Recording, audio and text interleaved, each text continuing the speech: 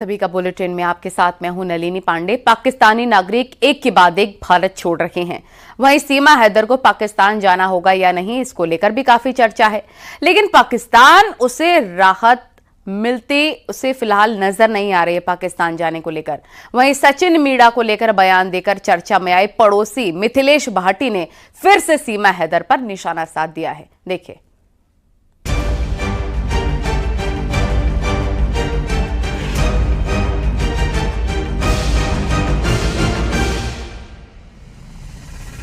सीमा की पड़ोसी मिथिलेश भाटी फिर भड़की। सरकार से सीमा को पाकिस्तान भेजने की अपील। सचिन मीणा को लप्पू झिंगुर कहने वाली उनकी पड़ोसी मिथिलेश भाटी फिर से चर्चा में आ गई हैं। जिस तरह से पाकिस्तानी नागरिकों को भारत छोड़ने का अल्टीमेटम दिया गया है, उससे मिथिलेश ने सीमा हैदर को फिर से आड़े हाथों लिया है। वो सचिन और सीमा पर बुरी तरह भड़की। इतना ही नहीं, मिथिलेश ने सीमा को कचरा तक कह दिया। कि आपकी व्यक्तिगत राय क्या है कि सीमा को वापस जाना चाहिए या नहीं? भैया बिल्कुल जाना चाहिए। जब सारे पाकिस्तानी जा रहे हैं, जिनके हिंदुस्तान के आधार कार्ड हैं, उनको जो कि सरकार पाकिस्तान नहीं भेज रही है, चाहे उनके बच्चों के पाकिस्तान के हैं तो उन्हें भेज रही है। और हर किसी का वीज़ा कैंसिल करके, कोई महीने के लिए आया, कोई 2 महीने के लिए आया, कोई माँ बाप से मिलने आया, कुछ भी है, सबको उठा उठा के फेंक रही है पाकिस्तान। तो भैया यहाँ भी उठा के फेंकना चाहिए। हमारे देश को यूँ कचरा है। अब तो बहू है रबूपुरा की, बताती है अजी बहू होएगी, बहू आ रहे इनकी। पाकिस्तान की भी तो बहू ही पाकिस्तान की कहा ही। पाकिस्तान में ही तो शादी हुई पहली, वहां से तो तलाक भी ना हुआ। जैसी आके आने रबूपुरा में शादी करी है, ऐसी तो रोज टूटे हैं आज के, और रोज घूमे हैं। सोशल मीडिया पे देखो कितनी शादी है रही है ऐसे तो। सीमा हैदर समय समय पर अपने वीडियो जारी करती हैं। वो खुद को हिंदू बताने के साथ सभी त्योहार मनाती हैं। मिथिलेश ने इसे सीमा हैदर का ड्रामा बताया है। उसका कहना है कि कोई भी पाकिस्तानी भारत के बारे में अच्छा नहीं सोच सकता, इसीलिए उसे उसके मुल्क भेज देना चाहिए। तन की एक बात, वह नागरिकता पाने को यूं जय श्री राम के नारे भी लगाएगी, हिंदू धर्म भी अपनाएगी, सारी संस्कृति भी करेगी, लेकिन हमारे हिंदू धर्म में यो ना लिख रही के बेडरूम में आप मंदिर बना लो। हमारे हिंदू धर्म में यो ना लिख रही के बेडरूम में तुम भगवानन के पर्दा टांग लो। और फिर दूसरी बात, जानकारी कहाँ से आ रही, ये तो कुछ जाने ना। जो एपी सिंह भैया हमारा बैठो है, वो हर चीज की जानकारी दे रहे हो है। अब जानकारी ना दी एपी सिंह ने, इतनी बड़े दुखते गुजर रहे हैं हिंदुस्तानी। हर हिंदुस्तानी है दुख है, हर हिंदू है दुख है, हर मुसलमान है दुख है। सब वीडियो बना रहे हैं सोशल मीडिया पे, देखो हीरो हो हीरोइन हो, सब वीडियो बना बना के डाल रहे हैं। कहाँ गए भाई? अब राय ना दी एपी सिंह ने कि सीमा हैदर तू भी बना के डाल दे वीडियो। 2 साल पहले सीमा हैदर अवैध तरीके से भारत में दाखिल हुई।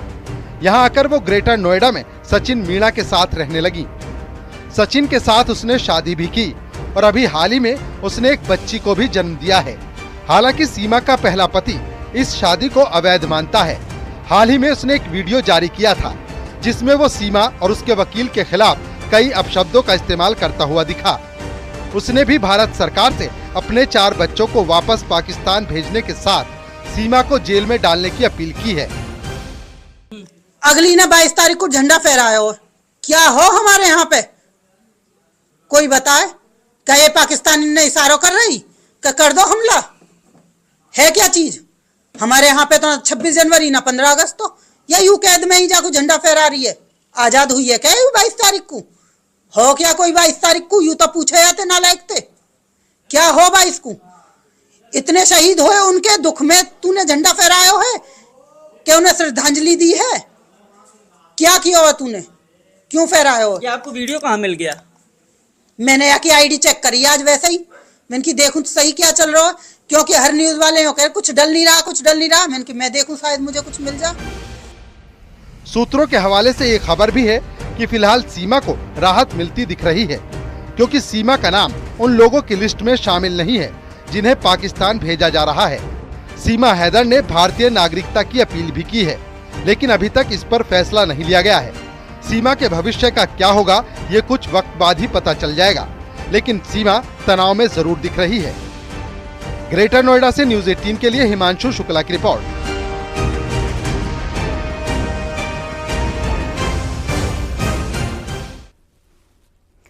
पहलगाम में आतंकी हमले के बाद भारत पाकिस्तान में टकराव बढ़ गया है। पाकिस्तान से बदला लेने की मांग उठ रही है।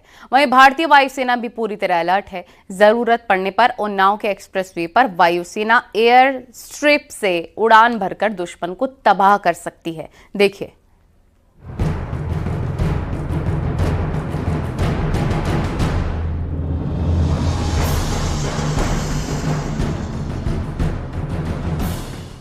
पहलगाम में आतंकी हमले के बाद पाकिस्तान ने अपने लिए मुसीबत मोल ले ली है। तेजी से बदलते घटनाक्रम में भारत क्या एक्शन लेगा, इसको लेकर पाकिस्तान में काफी डर का माहौल है। थल सेना हो, वायु सेना हो या फिर नेवी, तीनों अलर्ट पर हैं। किसी भी वक्त बड़ा एक्शन लिया जा सकता है। पाकिस्तान लगातार गीदड़ भभकी दे रहा है। उन्नाव के आगरा लखनऊ एक्सप्रेसवे पर 3.5 किलोमीटर एयर स्ट्रिप बनी है, जो युद्ध जैसे हालातों में वायुसेना के लिए बेहद ही कारगर साबित हो सकती है।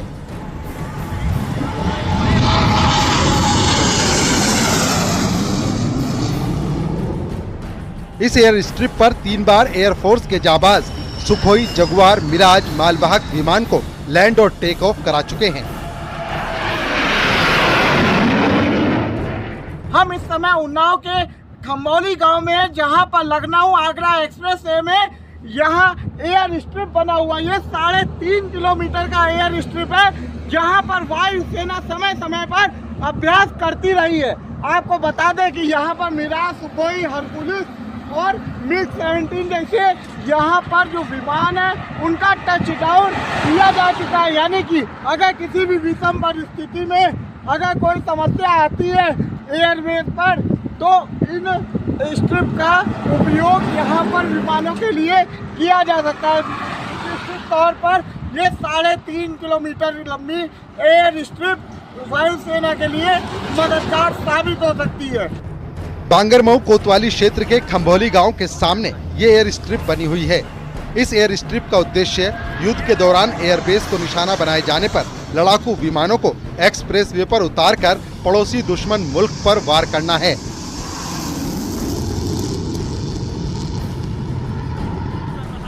ऐसे में एयर स्ट्रिप की सुरक्षा बढ़ाने के साथ ही मेंटेनेंस पर भी वायुसेना का फोकस है। पहलगाम हमले के बाद माहौल पूरी तरह से बदल गया है। ऐसे में अगर पाकिस्तान को हिमाकत करता है तो वायुसेना इस एयर स्ट्रिप का भी इस्तेमाल कर सकती है। उन्नाव से न्यूज़ 18 के लिए अनुज गुप्ता की रिपोर्ट।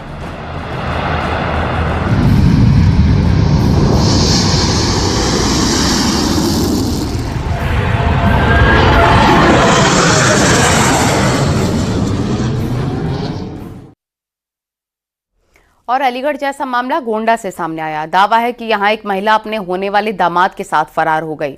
दोनों ने शादी रचाई और गोंडा से भाग गए। महिला के परिजनों ने पुलिस में शिकायत दर्ज कराई है।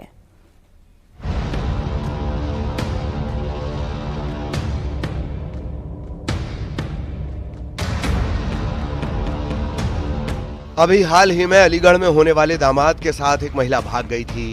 ये खबर सोशल मीडिया पर पूरी तरह छाई हुई है। इसी बीच गोंडा में भी अलीगढ़ जैसा ही मामला सामने आया।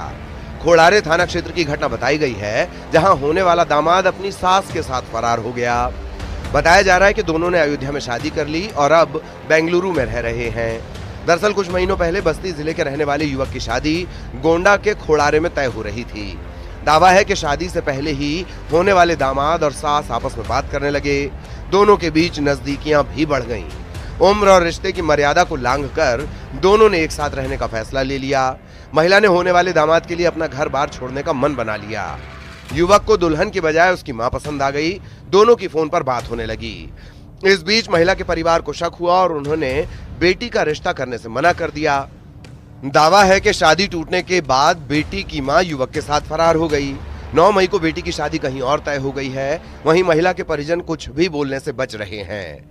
महिला के पति ने थाने में गुमशुदगी की रिपोर्ट दर्ज कराई है और पुलिस जांच कर रही है। एक व्यक्ति ने लिखित दर्ज के माध्यम से सूचना दी कि उसकी पत्नी, जिसकी उम्र करीब 44 वर्ष है, वह 25 तारीख को सुबह बिना बताए घर से कहीं चली गई है। इस लिखित तहरीर पर थाना खोड़ारे पर गुमशुदगी दर्ज की गई है और गुमशुदा महिला के बरामदगी के प्रयास किए जा रहे हैं। शीघ्र ही महिला की बरामदगी की जाएगी। फिलहाल महिला के परिजन पुलिस से दोनों को ढूंढने की गुहार लगा रहे हैं। गोंडा से न्यूज़ 18 के लिए देवमणि त्रिपाठी की रिपोर्ट। और आईपीएल में गुजरात टाइटंस और राजस्थान रॉयल्स के बीच खेला गया मैच सालों तक याद रखा जाएगा, क्योंकि इसमें 14 साल के क्रिकेटर ने वो रिकॉर्ड बना डाले हैं जो इन 18 सालों में कोई भारतीय खिलाड़ी नहीं बना पाया है। राजस्थान की तरफ से खेल रहे वैभव सूर्यवंशी ने 35 गेंदों में शतक बना डाला। अपने डेब्यू मैच की पहली ही गेंद पर छक्का मारकर वैभव ने अपने इरादे जाहिर कर दिए थे कि वो यहां कितनी तैयारी के साथ आए हैं। 8 विकेट रहते चेस कर लिया, गगनचुंबी छक्के, 7 चौके, 35 गेंद पर शतक। राजस्थान रॉयल्स के सलामी बल्लेबाज वैभव सूर्यवंशी तो इस मुकाबले को ताउम्र याद रखेंगे। वैभव सूर्यवंशी ने गुजरात टाइटंस के खिलाफ महज 35 गेंदों पर शतक जड़ने का कारनामा किया। उन्होंने आईपीएल में सबसे तेज दूसरा शतक जड़ने का कमाल किया और आईपीएल में सबसे कम उम्र में शतक जड़ने वाले बल्लेबाज बने। उन्होंने 14 साल और 32 दिन की उम्र में ये कारनामा कर दिखाया। यही नहीं, वो आईपीएल में सबसे तेज शतक जड़ने वाले भारतीय बल्लेबाज भी बन गए। उन्होंने यूसुफ पठान कीर्तिमान ध्वस्त किया। पठान ने 37 गेंदों पर आईपीएल में सेंचुरी ठोकी थी, लेकिन आईपीएल में सबसे तेज शतक का रिकॉर्ड वेस्ट इंडीज के रात के समय ही उनके घर के बाहर निकलकर जश्न मनाते हुए वैभव सूर्यवंशी को बधाइयां दी गई हैं। उसके इस उपलब्धि के लिए हम लोग काफी खुश हैं। हम लोग के साथ साथ हमारा पूरा इलाका, राज्य, जिला और पूरा बिहार और देश उसके शानदार बैटिंग के लिए खुशियां मना रहा है। वैभव के इस योगदान और उपलब्धि के लिए हम राजस्थान रॉयल के पूरे मैनेजमेंट और खिलाड़ियों को दिल से धन्यवाद देना चाहेंगे। वैभव सूर्यवंशी ने आज कमाल कर दिया है। समस्तीपुर के इसी पटेल मैदान से खेलना शुरू किए थे और अभी उनके कोच ब्रजेश झा यहाँ पर हैं। क्या कहेंगे, आज बहुत बड़ा दिन है आपके लिए और आपके शिष्य के लिए? हाँ, हमारे बच्चे के लिए आज बहुत बड़ा दिन है। 3rd मैच में आज इतना बड़ा परफॉर्मेंस किया है और ये परफॉर्मेंस बहुत बरसों तक याद किया जाएगा। जबकि वैभव सूर्यवंशी के शतक के बाद बिहार के जमुई में क्रिकेट खिलाड़ी और युवाओं ने एक दूसरे को मिठाइयां खिलाई और आतिशबाजी करते हुए जश्न मनाया।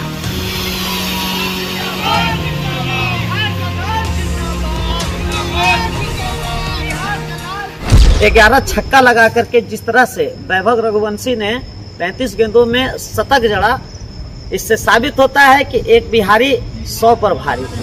फिलहाल वैभव की पारी की बदौलत आरआर यानी राजस्थान रॉयल्स ने इस बड़ी जीत के साथ प्लेऑफ की दौड़ में खुद को जिंदा रखा है। अब उनका अगला मुकाबला 1 मई को मुंबई इंडियंस से है। Bureau report, news 18 Rajasthan. Ayodhya में राम मंदिर के शिखर पर 42 फीट ऊंचाई वाले ध्वज दंड की स्थापना कर दी गई है। पुरोहित और पदाधिकारियों की मौजूदगी में मंत्रोच्चार के साथ ध्वज दंड की स्थापना की गई।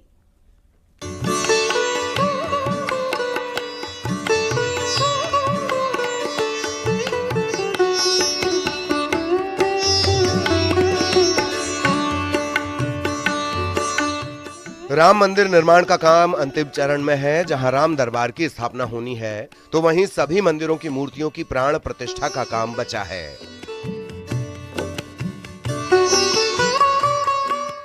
मंदिर के प्रथम तल के साथ मंदिर का शिखर निर्माण पूरा हो चुका है और इसी बीच राम मंदिर के शिखर पर वैदिक मंत्रोच्चार के साथ 42 फीट ऊंचे ध्वज दंड को स्थापित कर दिया गया है।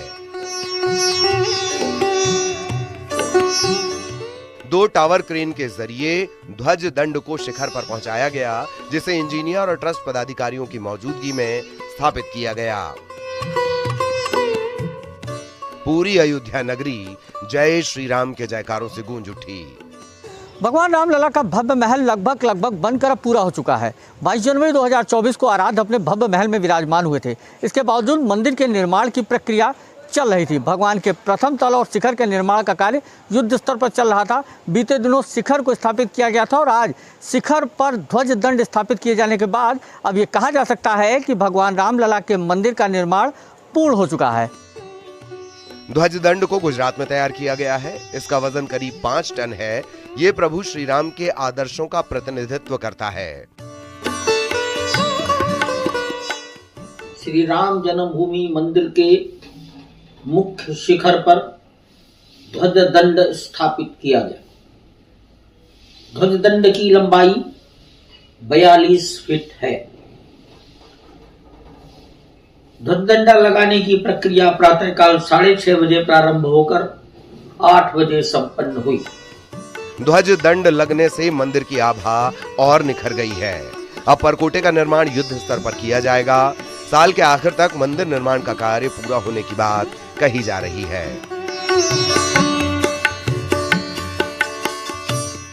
अयोध्या से न्यूज़ 18 के लिए निमिष गोस्वामी की रिपोर्ट। और भारत के खिलाफ नफरत फैलाने वाले पाकिस्तानी चैनलों पर मोदी सरकार ने डिजिटल स्ट्राइक की है, जिसके बाद अब पाकिस्तान के नफरती यूट्यूब चैनल्स को भारत में बैन कर दिया गया है। देखिए।